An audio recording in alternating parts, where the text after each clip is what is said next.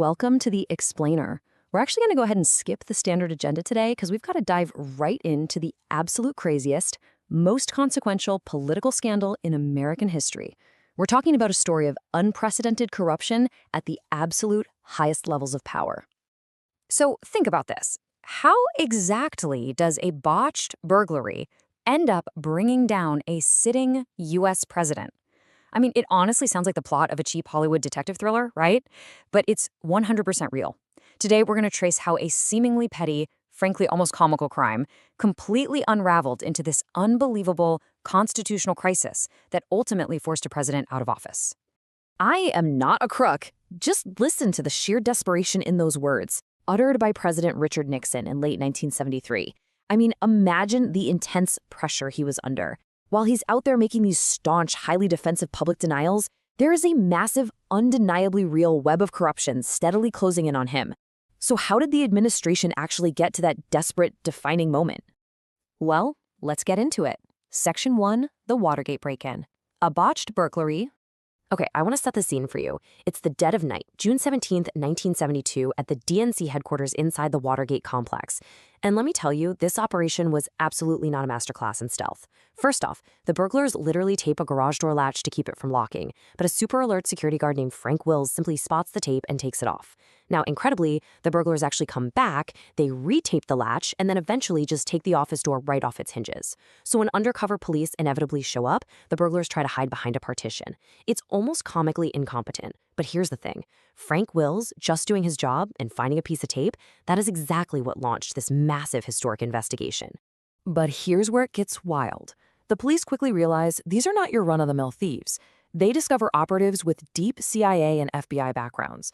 They find sequential $100 bills clearly meant for bribes, literal cinematic chapstick radio microphones, and evidence tying these guys to something called Operation Gemstone. And Operation Gemstone included these completely wild, rejected plans involving kidnapping and sexpionage. These bizarre details proved right out of the gate that something much bigger and much darker was going on. Moving on to Section 2, a web of corruption, a systemic operation. Let's transition from that physical break-in at the Watergate complex to the terrifying systemic operation that was actually running right out of the White House itself. Investigators smartly decided, hey, let's follow the money. So they traced those sequential $100 bills found on the burglars straight back to the CRP, which was the Committee for the Re-election of the President. Now, this was just the fundraising arm of Nixon's 1972 campaign. But as it turns out, this supposedly standard campaign committee was secretly functioning as a slush fund to bankroll political espionage and those Watergate burglars. And here is the absolute kicker. The true crime wasn't really the break-in. No, it was the cover-up. It was the massive, orchestrated abuse of presidential power used to hide the whole thing. We are talking about bribing the burglars with hundreds of thousands of dollars in hush money. We're talking about destroying evidence, literally deep-sixing sensitive files right into the Potomac River. The administration even plotted to use the CIA to falsely claim national security just to block the FBI's investigation. It's staggering corruption. Now, this whole cover-up might have actually worked if not for a secret source known only as Deep Throat. This anonymous informant, who we later found out was FBI Associate Director Mark Felt, started covertly leaking crucial details to Washington Post reporters Bob Woodward and Carl Bernstein. Through these incredibly tense 2 a.m. meetings in an underground parking garage, they helped the public peel back the layers of this entirely unprecedented conspiracy. All right, Section 3, the Oval Office tapes. Secret recordings. Then, boom. A massive turning point changes literally everything. A Senate committee investigating this scandal makes this stunning discovery. 3,432. That is the sheer number of hours of secret conversations Nixon recorded. Now, he originally installed this system because he wanted to preserve his presidential legacy for history, but ironically, it was these very tapes that held the undeniable proof that caused his absolute downfall.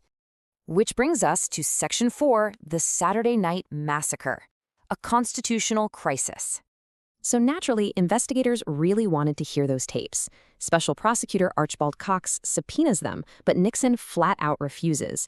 And this sparks a rapid, super chaotic timeline. On October 20th, 1973, Nixon orders Attorney General Elliot Richardson to fire the special prosecutor. Richardson refuses, and he resigns in protest. Next, Nixon orders the Deputy Attorney General to do it. He also refuses, and he gets fired. Finally, Acting Attorney General Robert Bork steps up, agrees, and fires Cox. This blatant, frankly terrifying obstruction of justice caused massive public outrage, generated hundreds of thousands of angry telegrams to Congress, and immediately sparked a formal impeachment inquiry. Section 5. Impeachment and Resignation. So we're now in the final, really desperate months of the Nixon presidency. The Supreme Court eventually steps in and they vote unanimously, 8-0, forcing Nixon to surrender those subpoenaed tapes. But when the tapes are finally handed over, investigators find a highly suspicious 18.5-minute gap, totally erased from crucial conversation recorded just days after the break-in. Nixon's secretary, Rosemary Woods, claimed she accidentally erased it while transcribing, but the physical contortion required to simultaneously press the wrong button on the machine and the floor pedal was so totally implausible it became widely mocked in the press as the Rosemary stretch. But even with that missing gap, the audio they did recover was completely damning. Publicly, Nixon is looking into the camera, telling the world, "I am not a crook."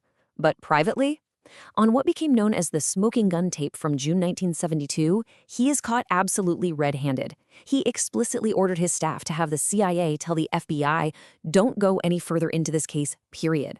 It was the undeniable proof that Nixon ordered the obstruction of justice from the very beginning. Stripped of basically all his political support and facing certain impeachment and removal for obstruction of justice, abuse of power, and contempt of Congress, the climax was inevitable. On August 9, 1974, Richard Nixon boarded the presidential helicopter, gave that iconic wave goodbye, and became the very first president in United States history to resign, leaving the White House in disgrace. And finally, Section 6, the scandal's enduring legacy. So why are we still talking about this today? Why does it matter? Well, consider the sheer scale of the corruption here. 69. That is the number of government officials charged with crimes in connection to the Watergate scandal, and that included 2 of Nixon's own cabinet members. The rot went incredibly deep, right into the very highest levels of the U.S. government. When Nixon's Vice President Gerald Ford took the oath of office, he famously declared, "Our long national nightmare is over." Hoping to heal a deeply, deeply divided nation, Ford made the highly controversial decision to grant Nixon a full, unconditional pardon. And while that did spare the country a massive, drawn-out trial, that pardon deeply angered the public and ultimately cost Ford his own chance at re-election. The intense backlash to all this corruption resulted in a massive wave of legislative changes designed to curb what people were calling the imperial presidency. We saw sweeping campaign finance laws to track political money, the Presidential Records Act so leaders couldn't just hide or destroy their documents, and the creation of strict intelligence oversight committees. Culturally, it made such a deep impact that it birthed the gate suffix that we still tack on to almost every single political scandal today. So, as we wrap up this explainer, I want to leave you with something to really chew on. How has the legacy of Watergate permanently shaped our modern distrust of political institutions? When you look at the guardrails that were put in place, did the system ultimately work by successfully removing a corrupt leader? Or do the deep scars of that massive breach of public trust still define how we view political power today? Thank you so much for exploring this fascinating chapter of history with me. Keep questioning and keep learning.